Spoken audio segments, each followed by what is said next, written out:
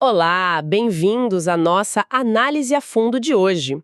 Vamos direto ao ponto. Estamos explorando um conceito de personagem fascinante que surgiu no universo sombrio de Vampiro à Máscara. Isso aí. Nosso cenário é a Chicago atual, sabe? Uma cidade cheia de sombras, de segredos. E bem no meio disso tudo tem essa figura, o Cobb Bela Sombra. Ele era médico, mas aí, depois do abraço vampírico, ele não largou o bisturi, não. Não mesmo. Ele combinou isso com algo bem mais antigo e tecnológico ao mesmo tempo. É uma mistura doida. Exato. A fonte que a gente tem aqui é o prelúdio dele, basicamente, a história de como ele começou, mostra como ele virou o que é hoje e já adianta umas ambições, assim, bem peculiares, perturbadoras até. E a nossa missão aqui é justamente dissecar um pouco esse conceito, né?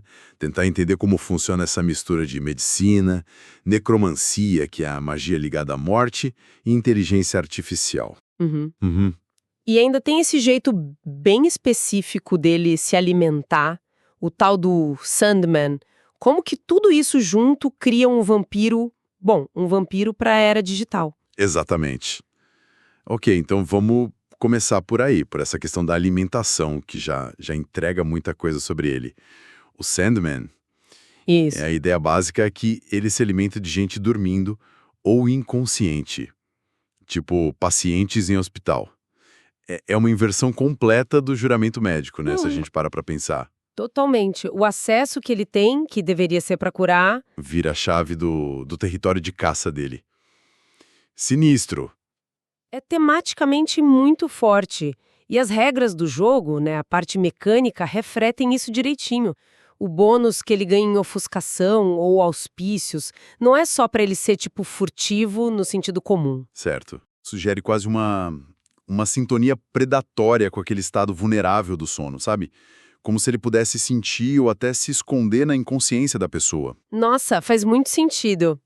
E a especialização em medicina com foco em anestesia ou furtividade com foco em invasão? São as ferramentas, digamos, cirúrgicas dessa caçada dele.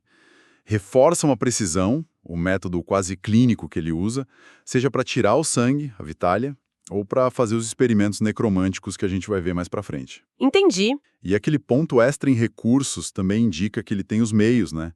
Grana, influência, para manter essa operação toda na moita. É um predador que age com eficiência de um cirurgião mesmo. Falando em operar, o prelúdio já joga a gente direto no ambiente dele. Subsolo do hospital da Universidade de Chicago, 2 da manhã, necrotério. A descrição é muito boa. Aquele cheiro de álcool gel vencido. E ele lá, limpando as mãos com isso, num gesto que é pura simbologia. Porque a asepsia virou um teatro desnecessário. O sangue dele agora carrega pactos não catalogados pela microbiologia. Uau! Que frase! Essa frase é excelente.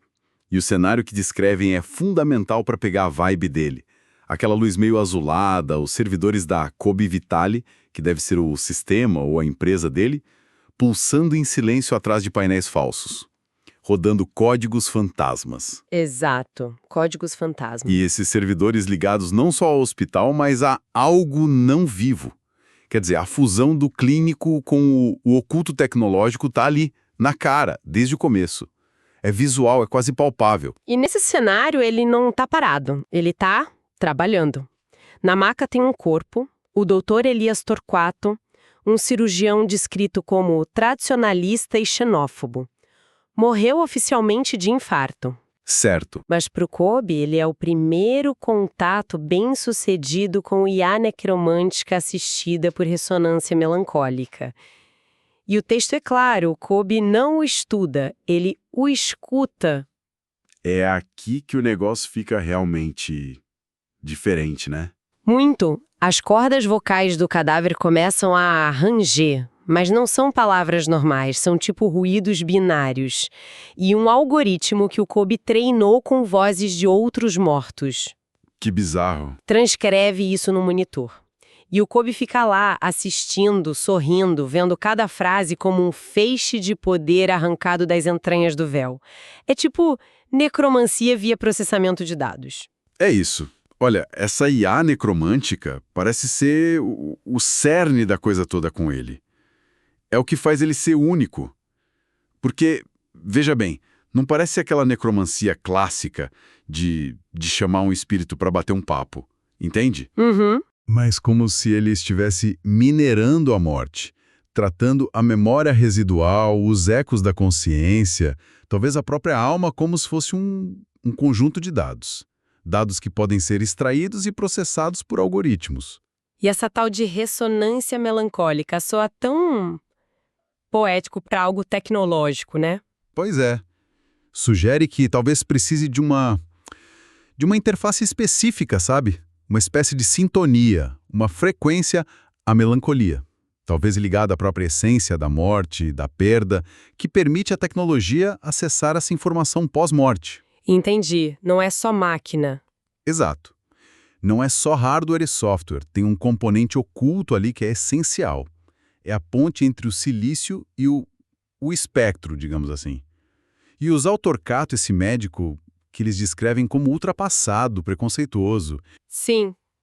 Qual a leitura disso? É tipo uma vingança póstuma? Ou tem mais? Pode ter um elemento de vingança, sim, mas acho que vai além. É o Kolbe afirmando o domínio dele sobre o passado da medicina. Ele está literalmente extraindo o conhecimento de uma era que ele talvez despreze, transformando até o preconceito e a tradição em dados úteis para ele. Nossa. É uma demonstração de poder e uma subversão da história médica, na prática. Ok, ele já tá nesse nível todo, mas como ele chegou aí? Como ele virou vampiro? O prelúdio fala que é um mistério até pra ele. Ele não sabe quem foi o senhor dele, o Saire. Nenhum mentor, então. Nada.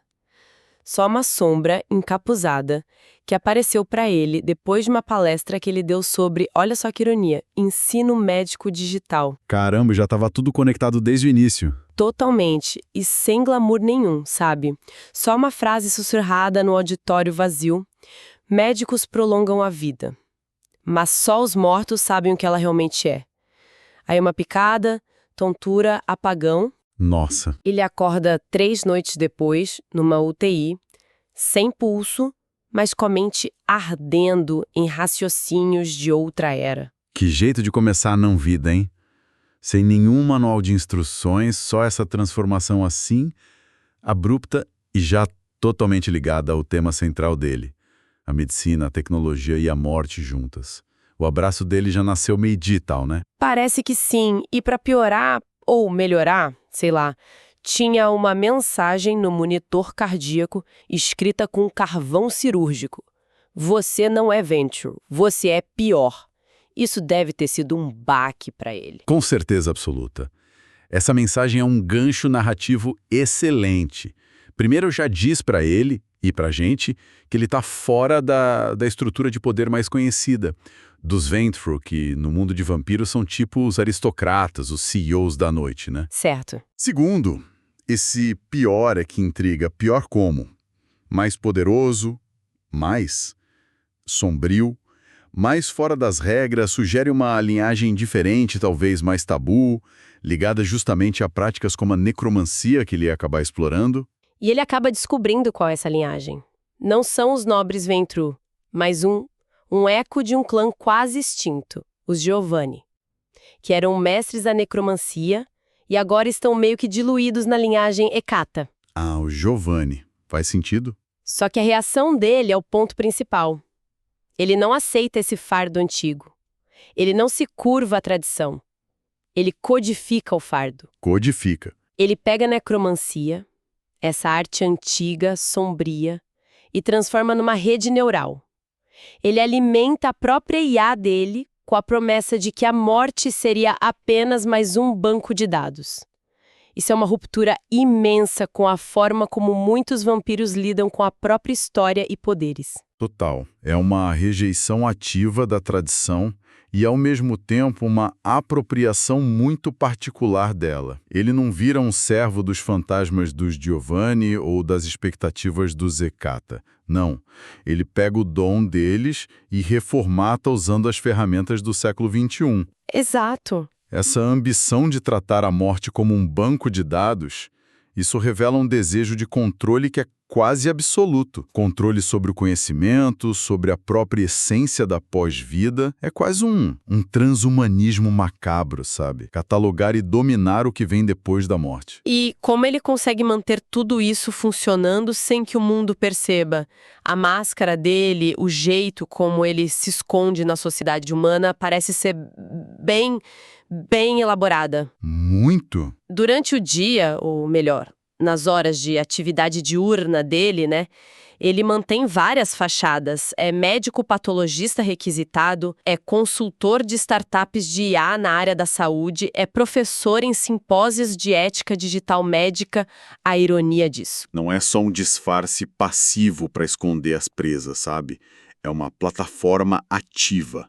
Ele usa a credibilidade e o acesso que essas pessoas mortais dão para ele para alimentar diretamente os projetos noturnos dele, a IA necromântica. Uhum. Encenar ética digital, enquanto nos bastidores ele está violando a essência da alma. Isso mostra uma mente que é extremamente calculista e compartimentada. Ele não só se esconde na sociedade, ele usa a sociedade como ferramenta e como campo de caça. E ele não está sozinho nessa. O Prelúdio também fala dos aliados e instrumentos dele. É uma rede bem peculiar. Vamos ver quem são. Tem Léo e Yuri, que são programadores. Eles acham que estão só analisando padrões em prontuários. Não sacam a natureza real, macabra, dos dados que eles manipulam. Manipulados também, né? Com certeza. Aí tem o Roberto, um residente que morreu e voltou. O texto não detalha como, mas talvez seja um carniçal, talvez algo mais. E agora ele funciona como um mediador entre o Kobe e os mortos conscientes que o Kobe entrevista. Esse Roberto é um detalhe fascinante. Um assistente que literalmente fala com os mortos pro Kobe. Adiciona uma camada mais direta à necromancia dele, além da Iana. Exato. E o que eu achei mais assustadoramente moderno, ele usa blogueiras médicas e estudantes de medicina para espalhar reels embutidos com códigos ocultos. Cada vez que alguém compartilha, vira um contrato involuntário. Pensa nisso, usar a viralidade das redes sociais para ampliar a influência oculta. Isso é vampiro, totalmente plugado no século XXI. Mostra a habilidade dele de manipular não só pessoas, mas sistemas. Sistemas sociais, tecnológicos. É a propaganda mágica na era digital, disfarçada de conteúdo médico informativo. E o hospital vira o teatro de carne e silêncio dele. E um necrotério específico em Pilsen é a verdadeira catedral. Ele montou um ecossistema completo para a operação dele. Um ecossistema sombrio. Com uma rede dessas e métodos tão únicos, quais são os objetivos finais do Kobe? O Prelúdio deixa bem claro. Ele não quer só poder vampírico ou dinheiro como talvez outros vampiros quisessem.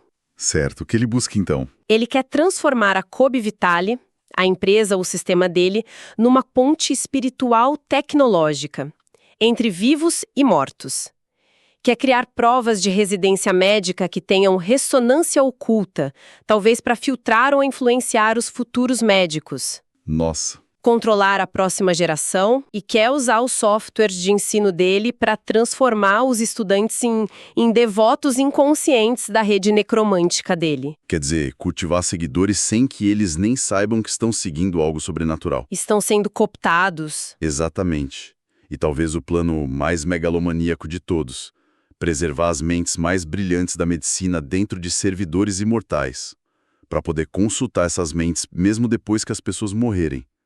Isso vai muito além da briga por território ou influência política normal dos vampiros. Totalmente. Se a gente junta as peças, a ambição do Kobe transcende a jihad, né, aquela guerra secreta tradicional dos vampiros.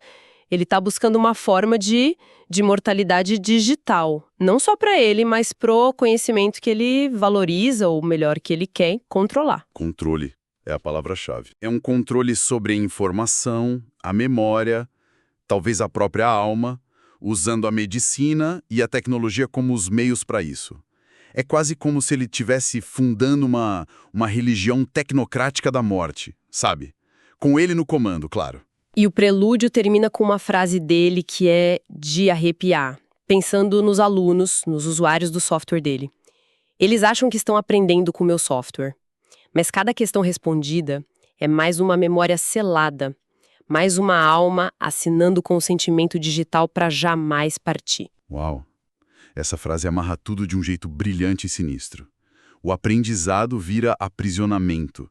Aquele li e aceita os termos que a gente clica sem nem pensar. Sim, Nas mãos dele, vira um pacto de alma, involuntário e eterno. Isso levanta umas questões bem pesadas sobre informação, controle, consentimento e o que acontece quando a tecnologia encontra o sobrenatural dessa forma tão íntima, exploradora e predatória. A ética digital que ele ensina é só mais uma fachada, né? com certeza. Então, para resumir, Kobe Bella Sombra surge como um personagem, assim, incrivelmente complexo e muito, muito atual para Vampiro à Máscara. Um necromante digital, um médico da morte tecnológica que rejeita as tradições antigas para construir o próprio caminho sombrio usando IA, usando dados. A história dele mistura o horror gótico do vampirismo com as nossas ansiedades bem modernas sobre privacidade, inteligência artificial e o destino da nossa essência digital, né? Exatamente. Ele é uma evolução, ou talvez uma mutação bem perturbadora do arquétipo do vampiro. Um predador que não caça só sangue. Ele caça informação, memória, consciência, usando as ferramentas e as vulnerabilidades do nosso mundo hiperconectado. É uma visão bem assustadora da imortalidade e do controle na era da informação. O que deixa a gente com uma última reflexão, né, para quem está ouvindo. Se a morte, no mundo de Kobe Bella Sombra, pode virar só mais um banco de dados para ser minerado, para ser explorado, o que realmente significa descansar em paz na era digital dele?